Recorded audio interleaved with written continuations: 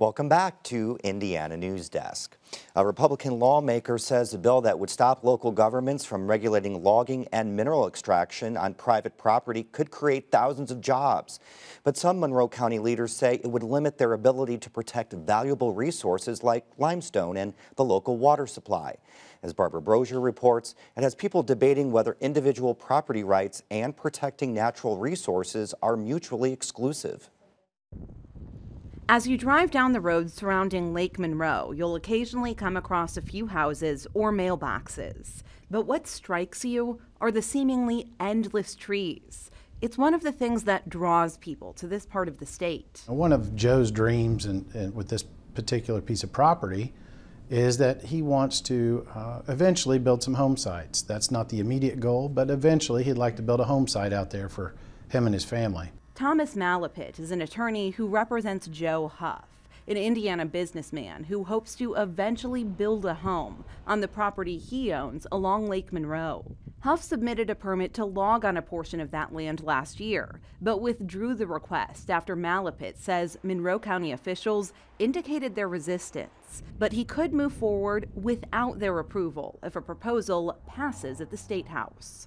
As I see it, this bill is really a right for people to take care of their own land. Republican Representative Jeff Ellington laid out the specifics of his bill at a committee hearing this week.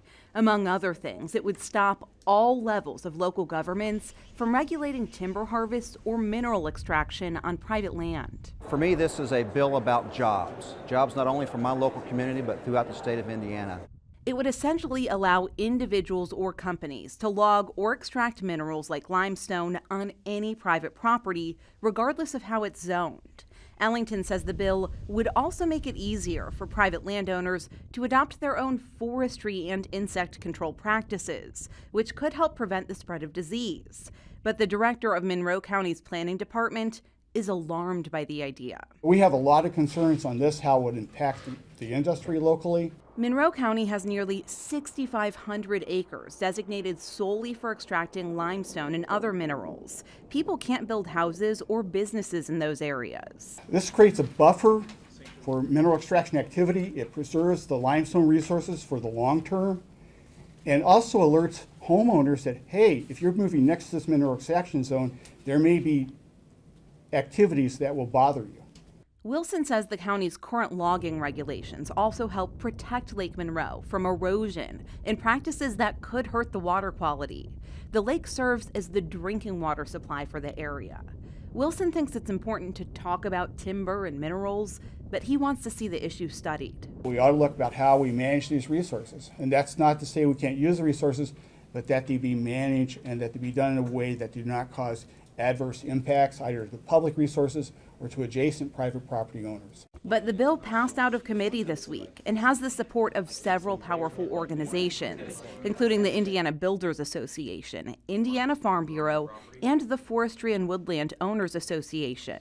Malapit says while the focus of the debate is on Monroe County, the change would impact Hoosiers all over the state. He sees it as an opportunity for them to do what they want with what they already own. I can't imagine a government stepping in and I have my own land and I discover that I've got some sort of mineral rights on that particular property, and then local government try to step in and try to regulate what I can do with those local mineral rights. Reporter Barbara Brozier joins us now for a little bit more. Barbara, there's been some question about who can benefit from this bill, though. That's right, Joe. So Ellington, who has authored this bill, he actually owns a tree service company here in Monroe County, which some people might say, hey, couldn't that be a conflict of interest? Now, he lists this on his statement every year. Lawmakers have to fill out a paper that says what their economic interests are. So he discloses that. Here's what Ellington had to say when I asked him about this potential conflict.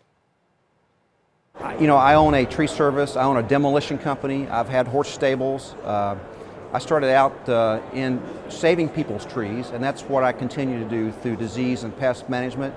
Those are residential customers. I don't do any forestry production or timbering. Never have, never will. So Ellington says his business would not profit from this bill, but Joe, I did talk to an ethics expert at IPFW up in Fort Wayne, and he says, speaking more generally, just because lawmakers can propose bills like this that they could potentially benefit from, it doesn't mean it's always ethical. Here's his take. So if you have a legislator who either writes up, who drafts, who discusses and debates, who votes on legislation that works in his personal interest, then the concern is that his judgment isn't about his constituents' interest, isn't fulfilling the responsibilities that he has to his constituents, but instead is a judgment that focuses on what's good for him.